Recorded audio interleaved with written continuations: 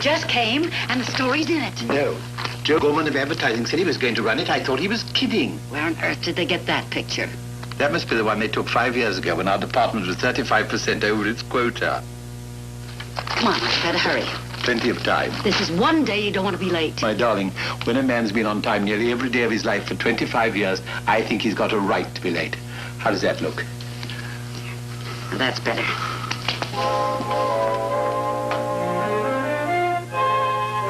Thank you. Yeah?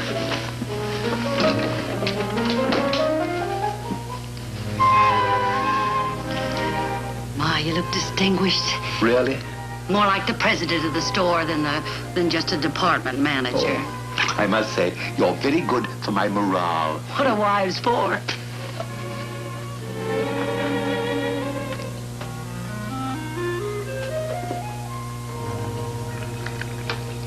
Emily, I'm beginning to get butterflies. Don't be silly. Well, it's a big day for me, you know. It's a great honor they're paying me. Well, you deserve it. You've done a lot to that store. Well, it's the presentation ceremony that scares me. J.F. Hobart himself, you know, he's the new store president, is going to present me with a gold watch. I just hope I don't freeze. Oh, you won't. Emily, where did it all go? What? The time. A quarter of a century of a man's life. He suddenly looks back and wonders what happened to all those years. Do you know, it seems only yesterday that I walked into Wallace & Allen in my blue suit with my shoes freshly shined and got myself that job selling shirts. Well, it isn't only yesterday, and you have a son in the army and a married daughter to prove it. I remember how scared I was. An Englishman in a foreign country. I was so determined to make good. But now, looking back...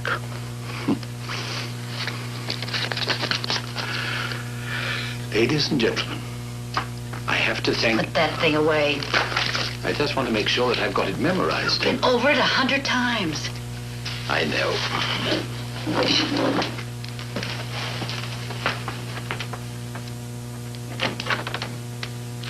You didn't finish your breakfast. I know, I wasn't hungry. The ceremony is at 12:30. You won't be late, will you? I'll go straight to the store from the beauty parlor, and Fred, remember to stand up straight. Oh, wait a minute. Here, wear this. Darling, I'm not a floor walker. Now wear it. It'll give you a lift. And don't be nervous when they take you to lunch in the executive dining room. And remember, if there are a lot of forks next to your plate, just work from the outside in. Yes, dear. And Fred, I'm proud of you. Very proud. Now, come on, hurry.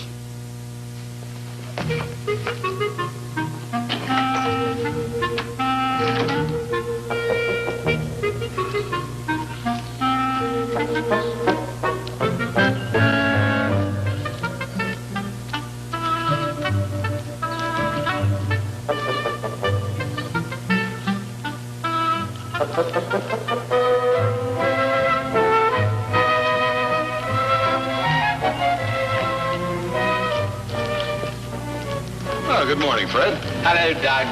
I didn't know I was living next door to a celebrity. Congratulations.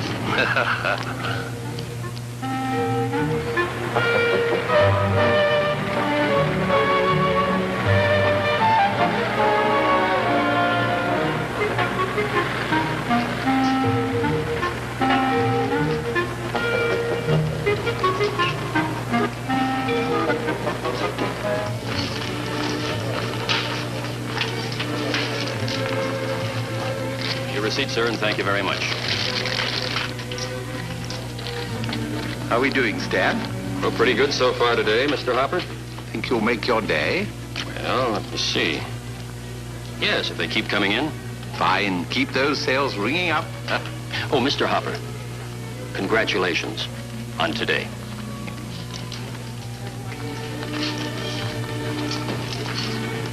You think he knows what personnel's giving him? No. I just came down from the 3rd floor, saw the gift. Oh, it's a beauty. You think you'll like it? You'll love it.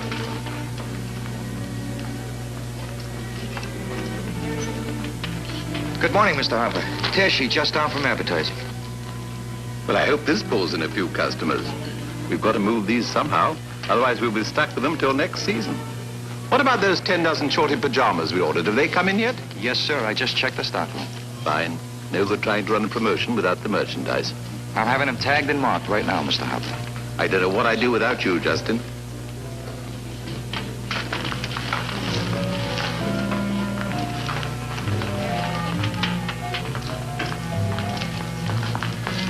Well, Fred. Hello, Mr. Graves. How nice to see you again. Needed a couple of suits. Thought I'd drop by and have you outfit me as usual. Well, if I remember, you were a 34 waist. Well, I may have put on a little since the last time. This is my son, Jimmy. How do you do, Jimmy? How do you do, sir? Jimmy's going to state next week. Oh, congratulations. That's a fine school. Oh, thank you, sir. Son, Mr. Hopper here is the best clothing man in the world. I've been buying suits from him for, how long has it been, Fred? 20 years. Jimmy here is going to need some things for school. Do you suppose you could take care of them? Excuse me, Mr. Hopper, the divisional manager would like to see you in his office right away. Mr. Roth himself? Yes, sir. Mr. Graves, I wonder if you'd... It's quite all right. We have to buy some things in the sports department anyway. Suppose we drop back in about 15 minutes. I would appreciate that.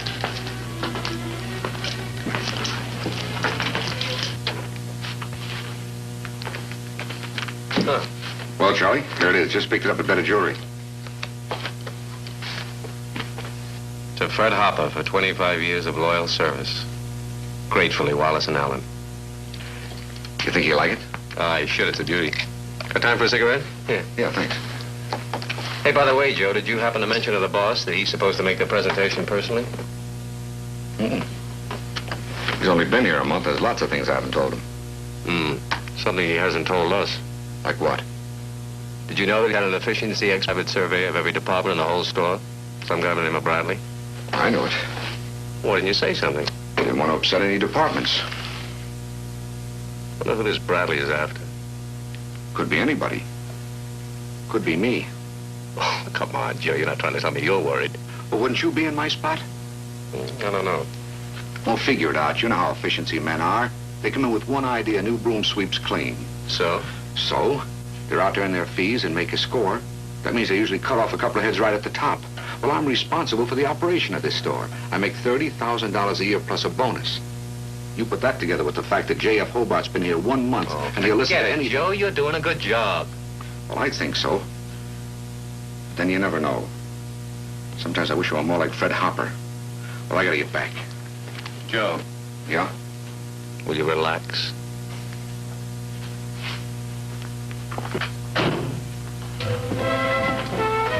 Oh, hello, Fred. How are you? Nervous? My butterflies have got butterflies. Well, it won't be long now. Try to hold out.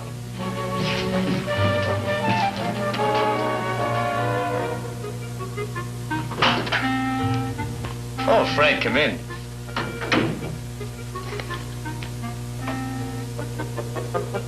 Well, sit down, for heaven's sake. You don't have to stand on ceremony for me. Have a cigar, Fred. Thank you, Charlie. Here's a lighter. I'll be with you in just a second.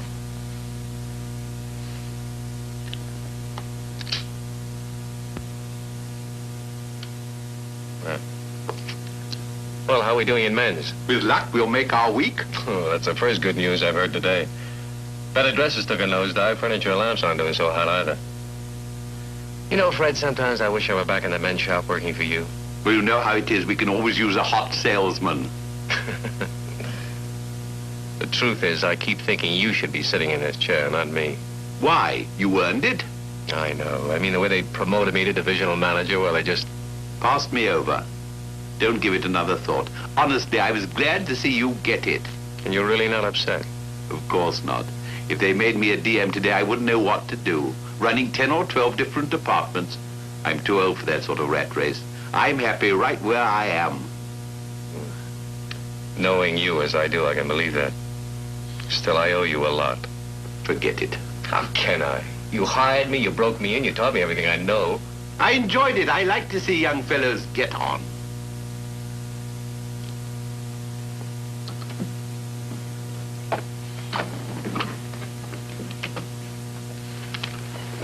Fred, this is for you. Here. Oh, Charlie, you shouldn't have done this. I wanted to. But this is very expensive. Well, I'm not about to tell you the price. Well, I don't know what to say. Then don't say it. Well, thank you, Charlie, but you were very foolish. Now, look, don't argue with me. I'm the boss around here, remember? Thank you. The best, Fred, the very best. Excuse me. Yes. Oh, all right, fine. Tell him I'll be right up. Sorry, Fred, I gotta go upstairs. The head man wants to see me. Mr. Hobart himself? Oh, the big man himself. Come on, I'll walk you down the hall. Oh, just a minute.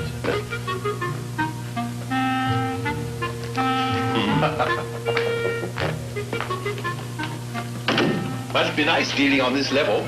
Top flight, eh? Sometimes the top lie the neck. I know what you mean. I'll see you later. Charlie, nice office. Oh, yeah, it's beautiful. He's an important man. I hear he's nice. He is a nice man. You'll meet him today. I'll see you later, Fred. You know something? 25 years I've been here. 25 years I've never been in that office. You're lucky.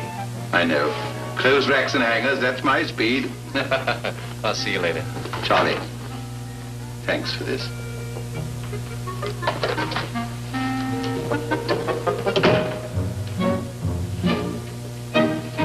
What's up?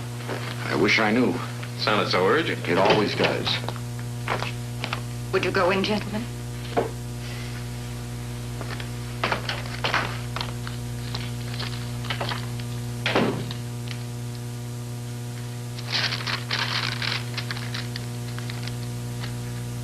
Sit down.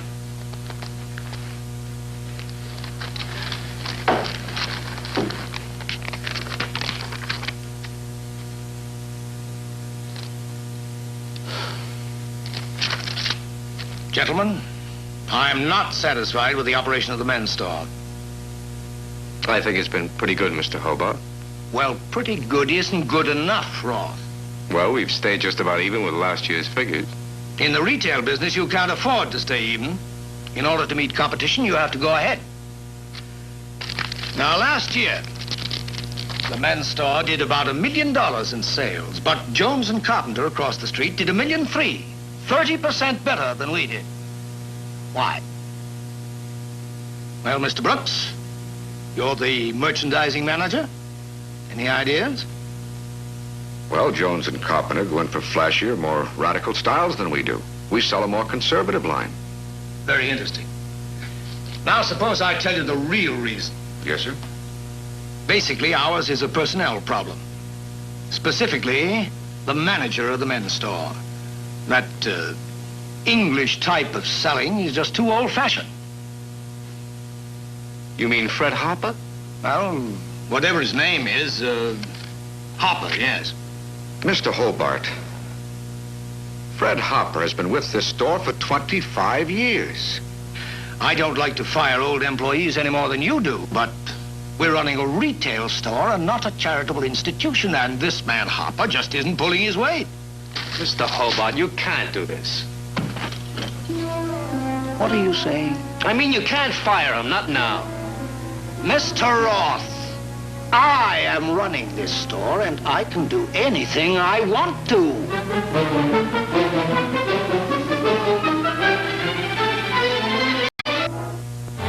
But there's something you don't know. All I know is that we're putting a new system of merchandising into the men's store, and this man Hopper just doesn't fit into the picture, and that's why he's got to go.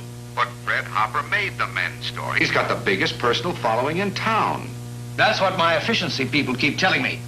And that's exactly why we're going to have to get rid of him. I don't quite follow you, sir. All right, let me see if I can make it clear. The reason that Jones and Carpenter outsells us is because they accent youth. Youth in merchandise, youth in personnel. Their clerks are younger, more aggressive than ours. They sell, and they sell hard. But traditionally, we're not a high-pressure house. No, but we're going to be from here on in. We've got to be, Brooks, in order to meet competition. Times and methods change. I mean, this man Hopper with his soft sell and his old-time clientele might have been fine 10 or 20 years ago. But the personal touch is inefficient. Nobody has time for it anymore. This man Hopper represents the anchor of an old-fashioned system. And if this men's store is going to go places, we've got to pull up this anchor. Well, Brooks, go ahead, say it. I was just wondering how Fred Hopper's going to take this, that's all. Well, he benefits by the store pension plan, doesn't he? Yes, sir. I imagine at his age, he must have a good deal of money accumulated there. After all, he won't be out on the street. And we'll give him very generous severance pay.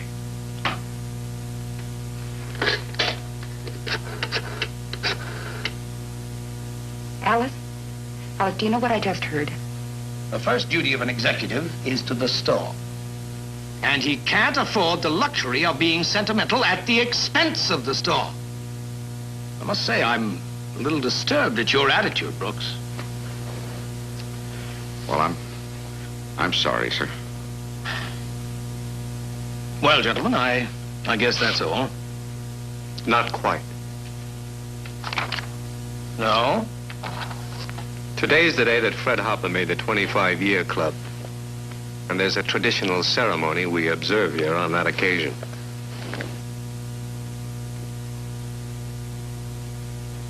Well? Well, you're supposed to present him with that gold watch. Well, I mean, can't we stop this thing? That's impossible, sir. Can't you fire him next week or next month? Well, I mean, we're flying in the new manager Monday from the Chicago store. We've got to stop this ceremony. But, sir, it's already in the newspapers. Everybody expects it. Besides which, I think it's going to make the store look pretty foolish.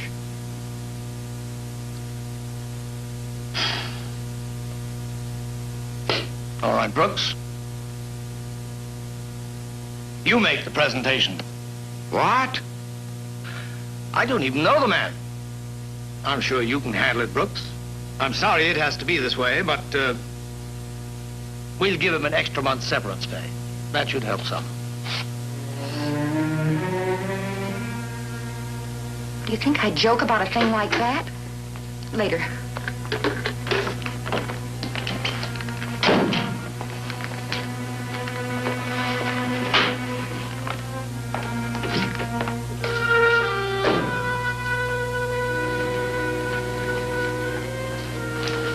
Mary, you know what I just heard?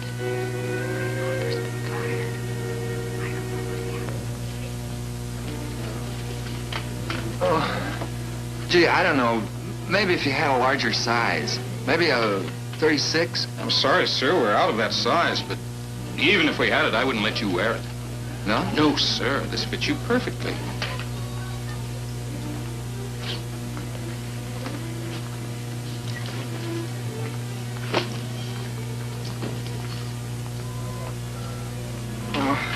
Tell you, maybe I'll come back some other Sir, time. this coat is beautiful on you.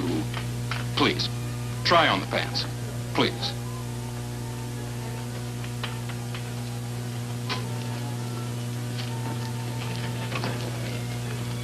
Martin, Well, Mr. Hopper. I'd rather you didn't sell him that suit. What? What we want at Wallace and Allen's are satisfied customers. High-pressure selling, well, that's fine for Jones and Carpenter across the street. We want to establish a good relationship with the customer. Yes, sir. Now, when the customer comes out, you tell him the suit doesn't fit. You know it doesn't.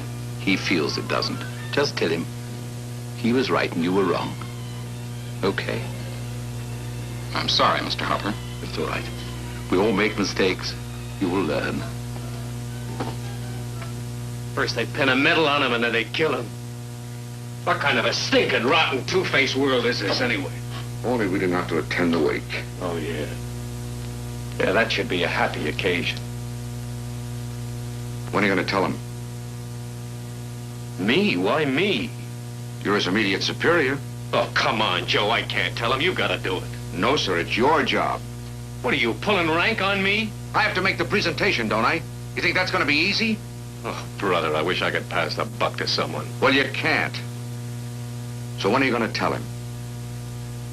I'll tell him today, right after lunch. Isn't that a little soon? Look, Joe, I got a dirty job to do. If I'm going to be the hatchet man, let me choose the time. All right, do it your own way, just so long as you do it. Oh, brother. Now what's funny? Do you know what the men's store personnel is giving Fred?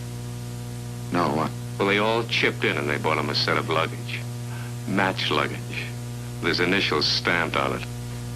Oh, brother. Luggage.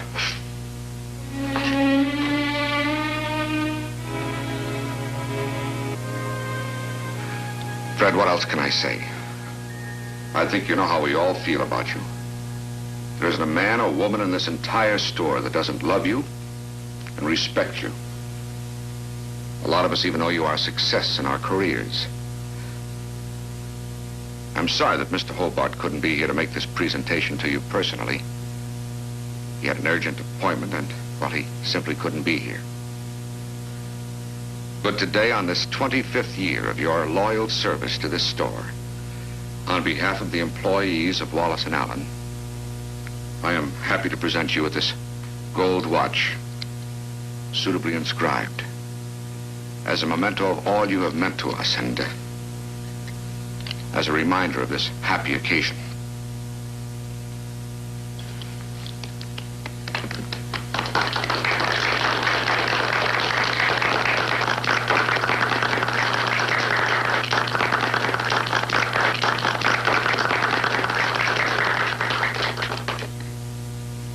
Mr. Brooks, ladies and gentlemen, I had a speech rehearsed for this, but my wife will tell you that. But I've gone and forgotten every word of it, and maybe that's just as well, because this isn't a time for words that come from paper. This is a time for words that come from inside, from the heart. As you know, it's just 25 years ago today that I came to work for Wallace & Allen. And it seems only yesterday, but I knew then that I'd found a home. If home is where your friends are, well, my home will always be the men's store. And I hope it will continue to be for many years to come. It's true, I have been loyal to this store, but this store's been very loyal to me. It's always treated me with kindness and consideration, and I am grateful for that. As you know, there are men in this store who worked under me and went on to higher places. Mr. Brooks here and Mr. Roth. I have no envy of their success. I'm proud of them. I like to think of them as my boys.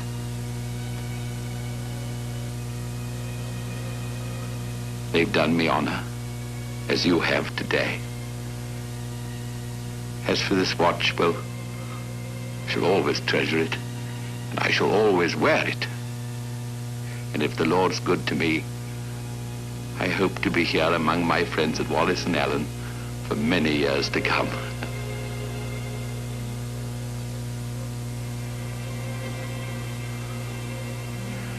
I guess that's all.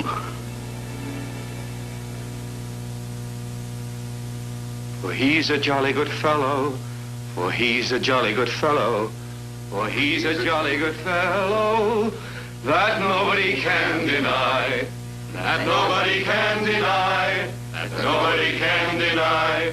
For he's a jolly good fellow, for he's a jolly good fellow, for he's a jolly good fellow, that nobody can deny.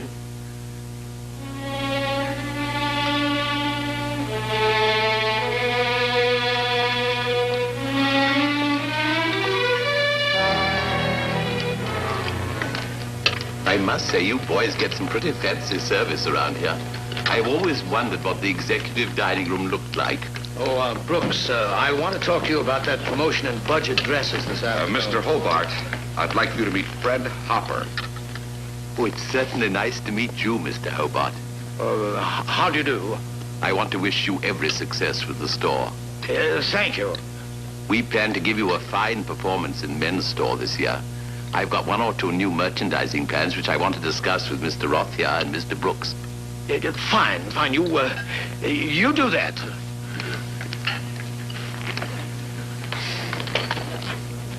I'm sorry. I've got to get back to the office. Well, of course, I understand. See you, Fred. Well, I'd better be getting back to the mines myself. Fred, there's something I want to tell you. What is it, Charlie?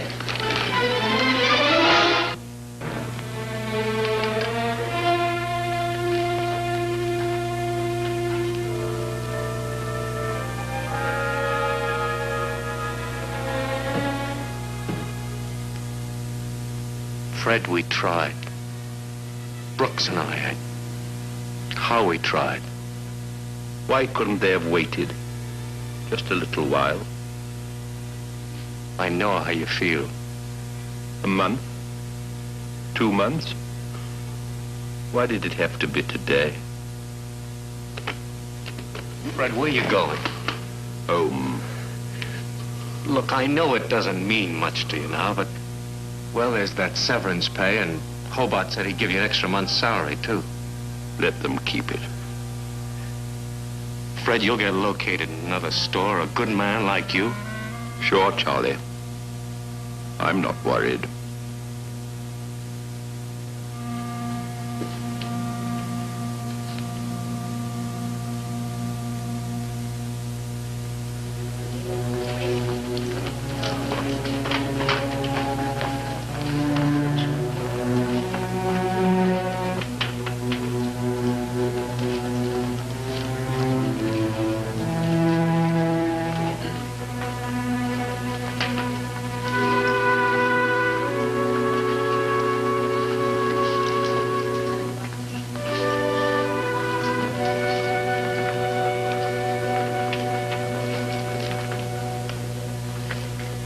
Mr. Hopper, about those cashmere jackets, sir. You carry on.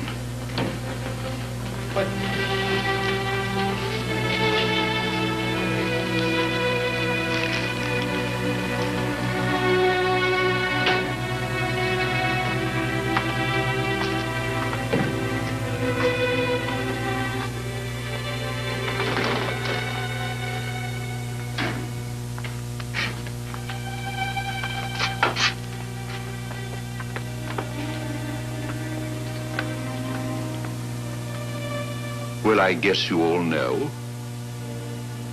Justin. Yes, Mr. Hopper. There's something I forgot.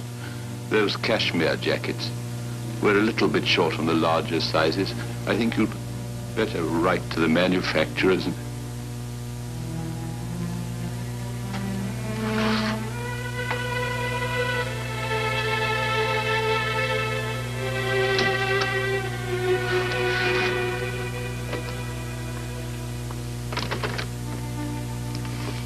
You better all get back to the store. The customer's waiting.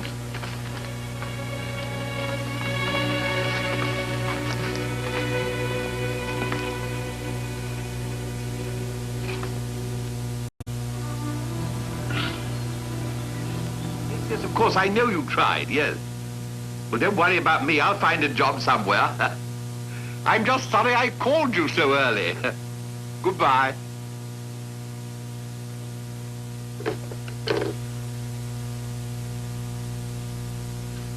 It's nothing again. 3 months and they've all got excuses, all these young men who work for you. They can't help it. Why not? Well, the executive positions at my level are pretty hard to come by.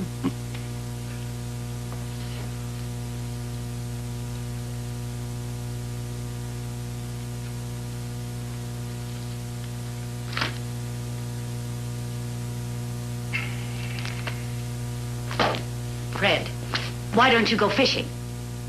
Fishing? Yes, the fresh air will do you good. And you always said you wanted to do some real fishing when you retired. Retired? Who said I'd retired, Emily? I want to work. I'm not ready for the ash heap yet. I don't want to sit around and twiddle my thumbs until I die. Emily, I'm still capable of a good day's work. I'm sorry, Fred. I didn't mean that. You're like everybody else.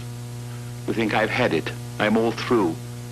It's Tuesday. Who would I go fishing with? Everybody else is busy. Fred, you mustn't. They shouldn't have done it to me. Not like that. What right have they got to cut off a man's legs and throw him out like an old coat? I loved that store. I was loyal to it. I did a good job. I gave them everything I had. I didn't deserve this. Why don't you go out for a while? Out? You can't sit around like this all day. It'll drive you crazy. Go out for a walk. Where? Well, to the park, anywhere.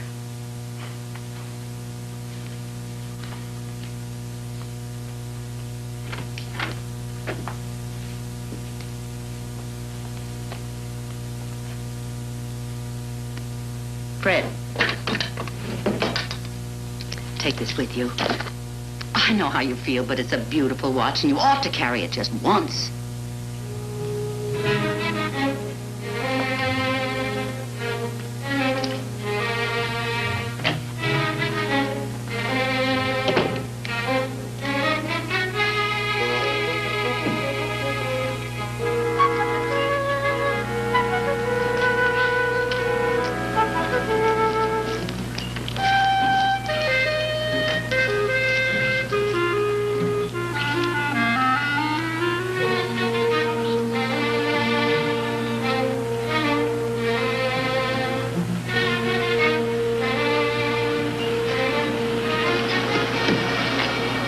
Hiya, Fred.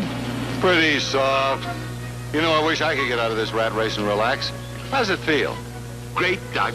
Just great. Oh, you lucky stiff.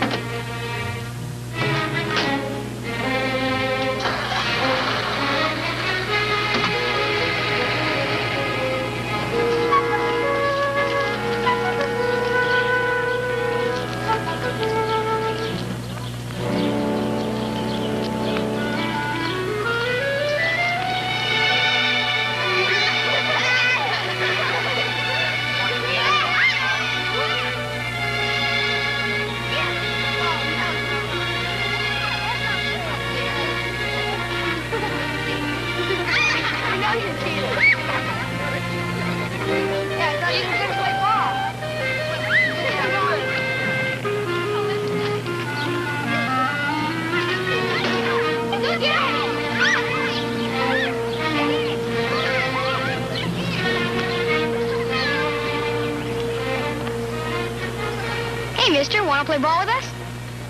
Thank you. I'd like to, but I'm busy.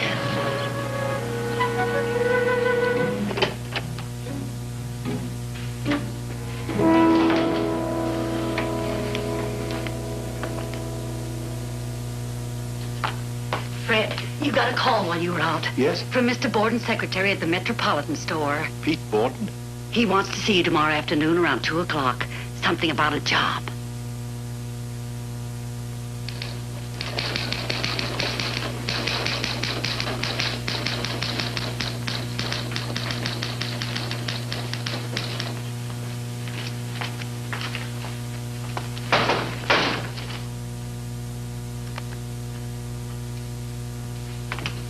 Fred, how nice to see you. Been a long time, Pete. A long time. Well, you know how it is. Busy season and all, a million things to do. Sure, I know how it is. The busy season. I'll come right to the point, Fred. I heard you're free and we could use some extra help. Oh, that's great, Pete. That's just great. With the vacation season coming on, I think you're just the man to get us over the hump. You mean a temporary job? A vacation replacement? Yeah. Pete, I'm willing to come down a bit, of course, but I mean, just a temporary job every 2 weeks? Selling ties and shirts? No. I'm sorry, Fred. I know it isn't much, but I did the best I could. I know you did, Pete. I know you did. Fred. Sit down.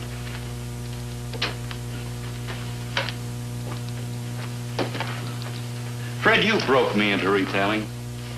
I owe you a lot, and I like you a lot, and I just don't want to see you get hurt anymore. Yes? Would you take the facts of life from a young squirt like me? Go ahead. Fred, you haven't got a chance. Not for the kind of job you want. You're 58. They're looking for young fellas that they can bring up. And you're old enough to run the risk of becoming sick. And department stores just don't want to set up a new pension plan for a man of 58. It costs them much more than it's worth. This isn't much of a job I'm offering you, Fred, but it's all you're going to get. Thanks, Pete, but no. Thanks all the same. Fred, the job is yours if you want it.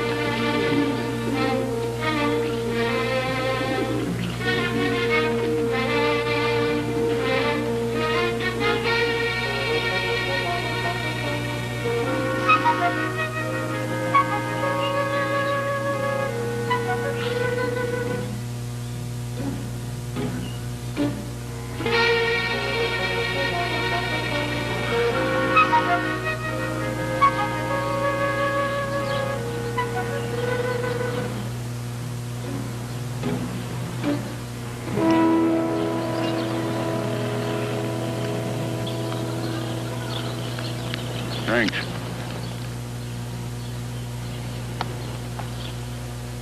You looking for work, too? No. I'm on my vacation. No, sure. So am I. Here's the classified ads. Be my guest.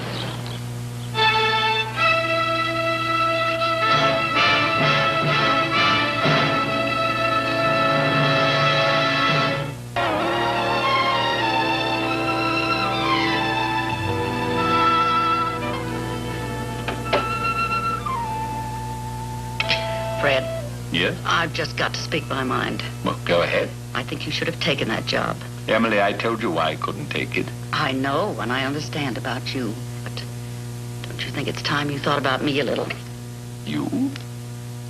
When you're hurt, I'm hurt. That's the way wives are. I'm your wife, remember? Does it ever occur to you that I'm miserable watching you sit around the house all day, week after week, a bitter man, killing yourself inside? Emily, when a man loses a job he's had for 25 years... I've lost a job, too. The children were my job. Now they're grown up, married, gone. And I've tried to keep very busy rattling around this empty house waiting for you to come home at night. Emily. Now let me finish. I've had a dream, too, you know. A dream of the two of us having time together at long last. Living out the rest of our years. Free. Relaxed. Maybe short trips once in a while, huh? Fishing, window shopping, or just nosing around, seeing places and things we've never seen before. I've needed you, Fred, an awful lot.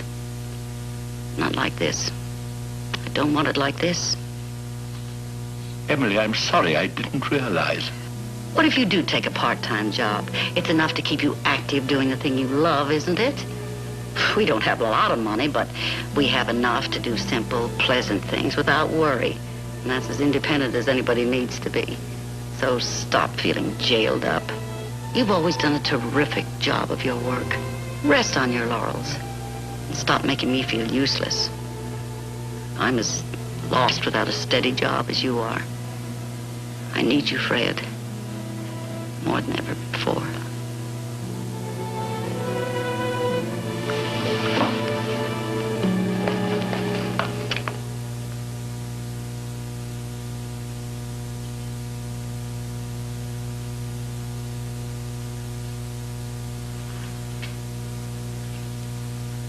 May I help you, sir? Oh, I'm looking for Fred Hopper. Perhaps I can be of assistance. Well, thank you. I've got to get some sweaters for my son who's away at school. Mr. Hopper usually waits on me. Where is he? Well, I'm sorry, sir, but Mr. Hopper isn't with us anymore. Isn't with you?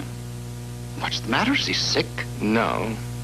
Then where is he? Well, you see, sir, they let him go. I'm the new manager now. They fired him? They fired Fred Hopper? Well, yes. What the devil has happened to this place? I'm sure I can help you if you just give me Good the... day.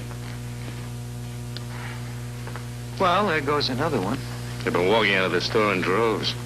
Does Mr. Hobart know what's happening? No, but he will when he sees the figures for this quarter. All right. I want an answer. I want to know why sales in the men's store fell off 20% in the last 3 months. Well, Roth? I'd like to speak on that subject, sir. All right. Go ahead. I'm afraid you're not going to like the answer. We're not playing games here. Speak up. The truth is you made a mistake. I did? When? The day you fired Fred Hopper. I think you better explain, lad. Well, Fred Hopper made the difference. In fact, he was the men's store. He had a following, a big following. Hundreds of old customers. Sure, maybe some of them were older men, but they had sons. And those sons came into the store to buy clothes. Go on. He represented the kind of image that Wallace and Allen presented to the public. An image of traditional and personal service. A place they could come to with confidence, knowing they weren't going to be high-pressured. He gave them service with a smile. They didn't just buy Wallace and Allen clothes. They bought Fred Hopper, who sold them those clothes. They bought the individual. All right, but the fact remains that Jones and Carpenter still outsells us. For one thing, their men's store is bigger. For another, they're geared to high-pressure selling, and we are not. We try to do things their way, and we're licked. We've got to do them our way. And while we're on the subject, there's something else. All right, I'm listening. The day you fired Fred Hopper, you took the heart right out of the personnel in the men's store. They haven't been selling the way they used to. They don't care the way they used to. You mean they're laying down on the job? Not consciously, no, but they are. And it's because they're afraid. Of what? Of being Fred Hoppers themselves sooner or later. They see loyalty now as a one-way street. They watch the clock. If the store doesn't care about them, why should they care about the store? They begin to ask themselves, who needs people anymore? I'm not just talking about American retailing. I'm talking about everything. You can buy the best merchandise in the world for a store like this. And you can draw up plans with calculators and computing machines. And you can be as smart and as efficient as you want. But in the end, this store must run on people. And people can only run when they've got an inner security and a sense of pride and a sense of feeling useful in their jobs. Well, that's quite a speech you just made. And I meant every word of it. You have anything else to say? That's all. I'm sure it's enough. Maybe too much. Roth? Yes, sir? You agree with what Mr. Brooks had to say? Yes, sir, I do.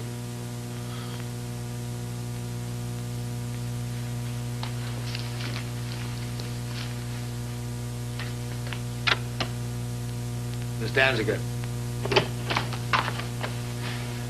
Miss Danziger, I want you to call Fred Hopper.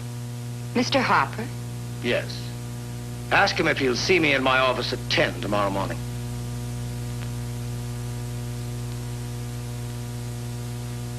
That will be all, Miss Danziger. Yes, sir.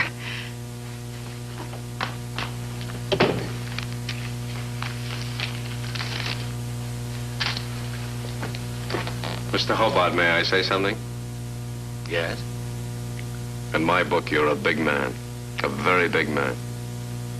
That goes for me, too, sir.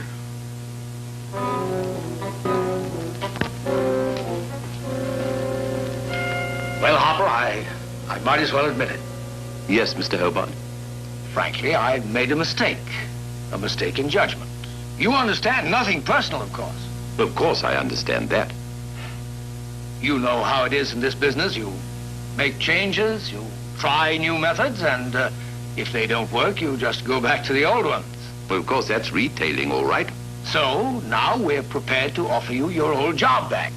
My old job? And at a substantial increase in salary. An increase of salary? Beginning immediately. And, of course, we'll try to make this up to you in every way that we possibly can. But you don't have to make anything up to me. I'm very proud and I'm very honored. Only, Yes? well, I'm afraid I can't accept. You can't? I've just taken a position with another store. In fact, I'm due there right now. To tell you the truth, it's only a part-time job, but it's really all that I care to tackle right now. There comes a time when a fellow my age looks forward to some of the things he's always wanted to do. And Emily, well, that's my wife, she feels she'd like to have me around the house a bit more. Oh, don't think I'm not grateful. I'm very grateful. As you know, I've always been very fond of Wallace and Allen. Let's just call it a previous commitment to my home and my wife.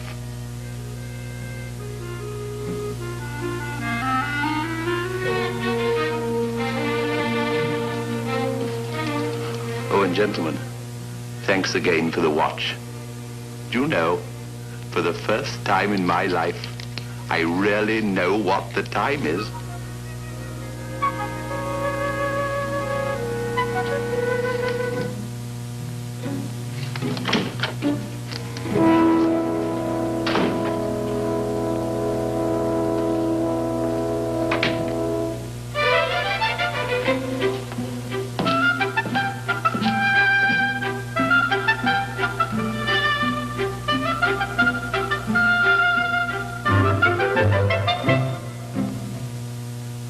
Thank you, ladies and gentlemen, for being with us. Look forward to seeing you again next week. Good night.